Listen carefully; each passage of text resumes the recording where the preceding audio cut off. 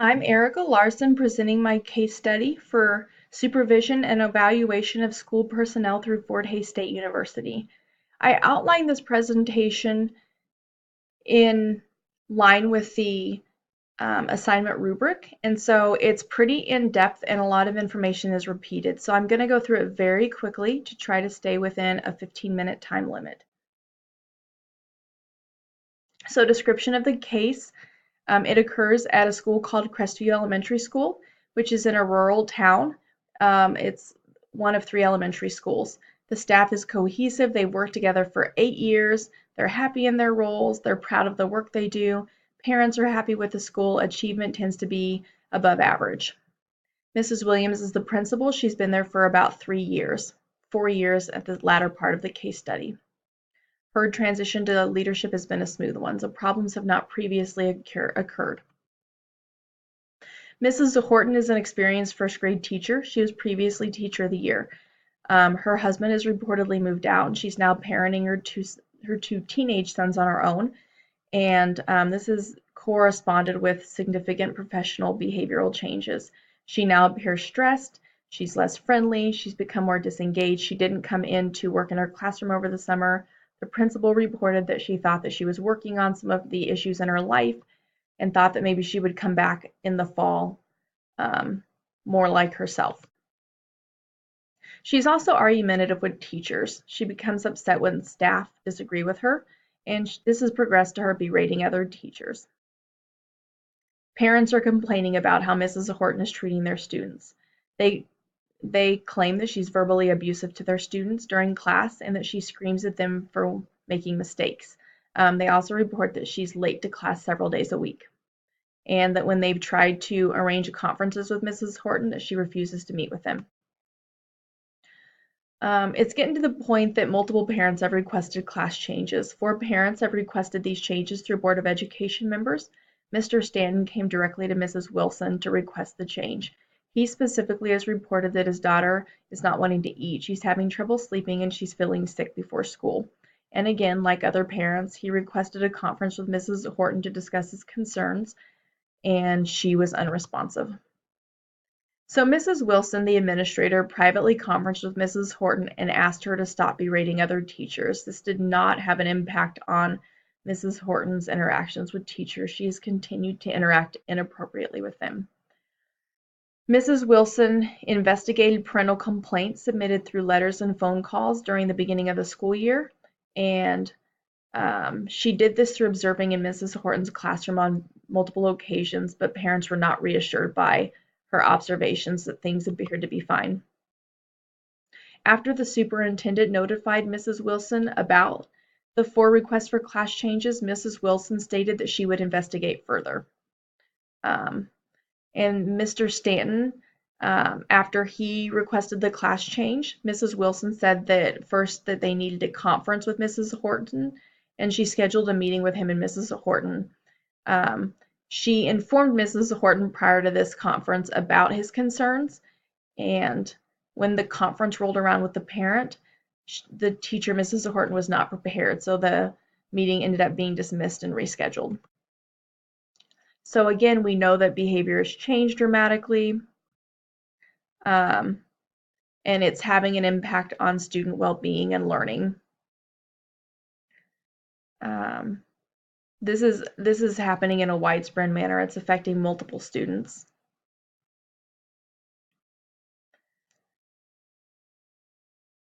I would also say that it's impacting school climate because of how teachers are being treated by Mrs. Horton and the lack of response by Mrs. Wilson. So what do we need to know? What else was done whenever Mrs. Wilson observed Mrs. Horton and said that things were fine, but parents weren't reassured? Mrs. Wilson promised the superintendent that she would investigate further. What else did she do? And also, Mrs. Wilson has known since last spring that Mrs. Horton's been experiencing some changes, but she really has only talked to her twice. One of those times was to ask her to change her behavior. The other was of an informative nature. So has she checked in with her in other ways? Has she attempted to dialogue with her and support her in other ways? Again, this would be connected to students' well-being, their learning, and enhancing instructional capacity. So the administrative standards that administrators need to uphold. Also, there really have not been boundaries that have been provided. Requests have been made, but no follow-through has occurred. And also, behavioral interventions occur in the context of relationships. They're most successful in the context of relationships. And it doesn't really seem from the information provided that Mrs. Horton and Mrs. Wilson have much of a relationship. So that is a problem.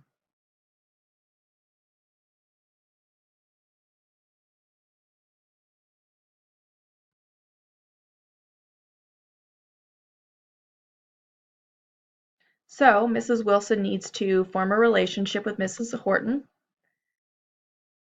And my plan of action, there's multiple components, but it would be working directly with Mrs. Horton to help her have buy-in and to help her understand the entirety of the situation.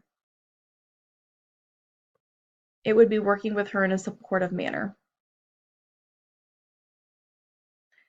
Um, and again, I said it would be helping her see the situation in its entirety. There's a lot that has not been communicated to Mrs. Horton, and so this needs to occur. It needs to be done in a sensitive manner and in a supportive, solution-focused manner, but it needs to happen. Secondly, there's a lot of unresolved problems with students because Mrs. Horton has not been responding to parent concerns. And third, Mrs. Horton is communicating inappropriately with parents, specifically as was shown during the conference with Mrs. Wilson, Mr. Stanton, and Mrs. Horton. She's communicating inappropriately with other staff members and with students. Probably she doesn't have the patience in the midst of her situation. She's overwhelmed. She's struggling. We need to give her some resources so that she can function appropriately at school.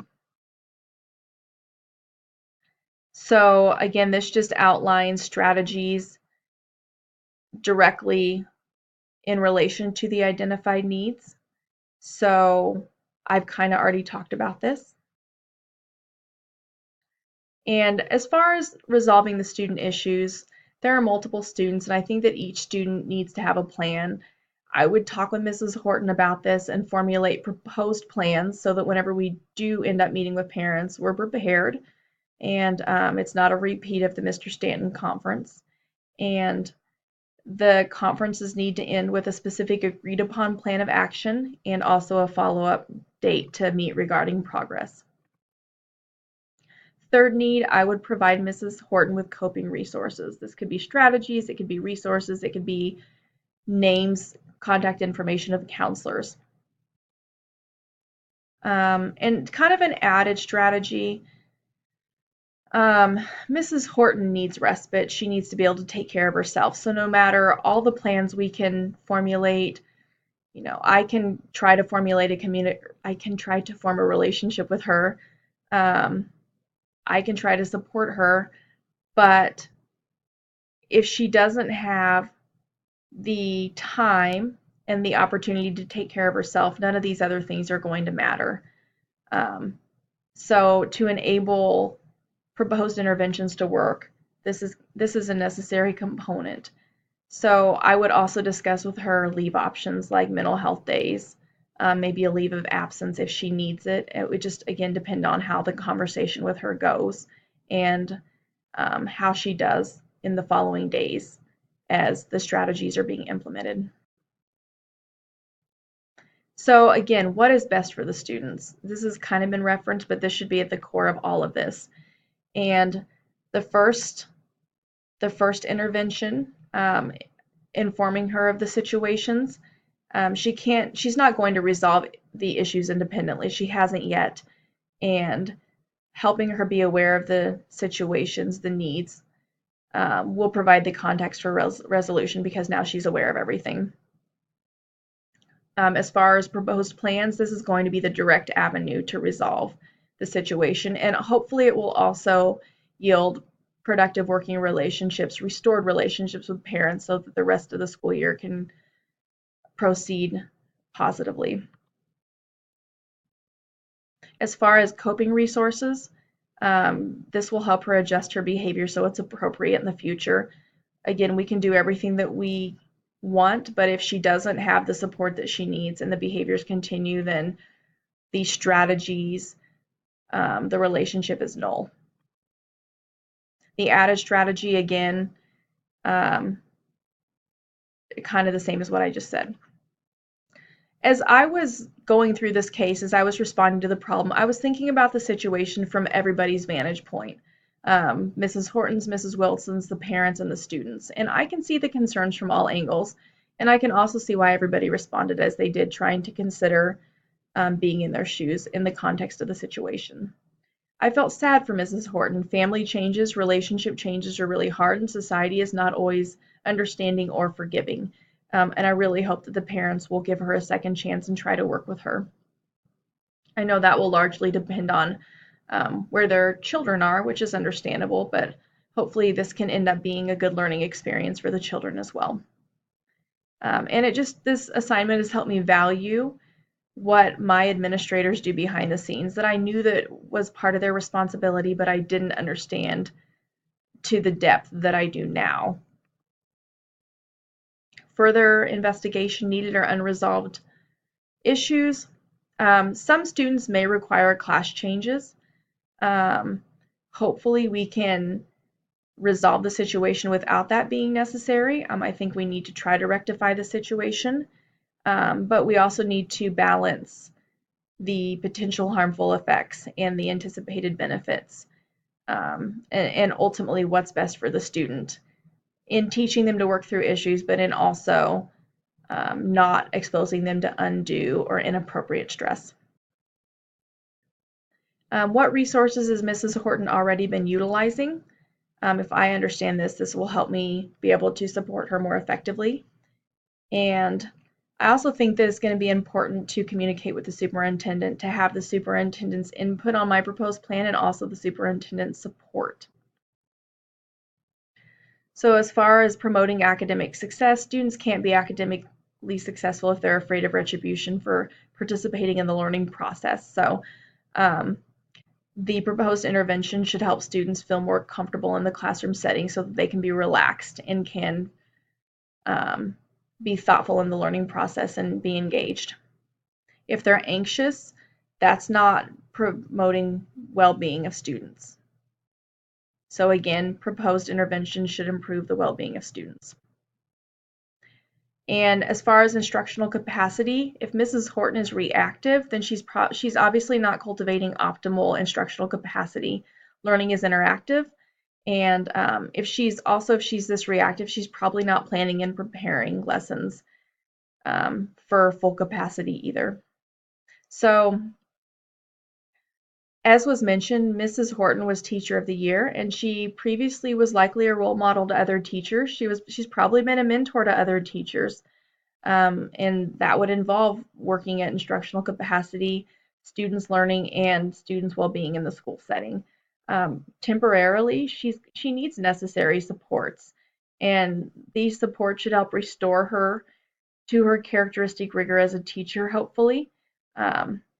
And we are retaining an amazing teacher, and also considering her personal life, we're also helping yield a good personal outcome for her in the long term, which was mentioned earlier in the presentation.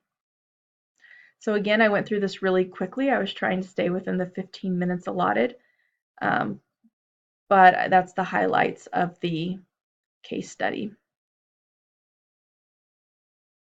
which are more thoroughly explained in the presentation.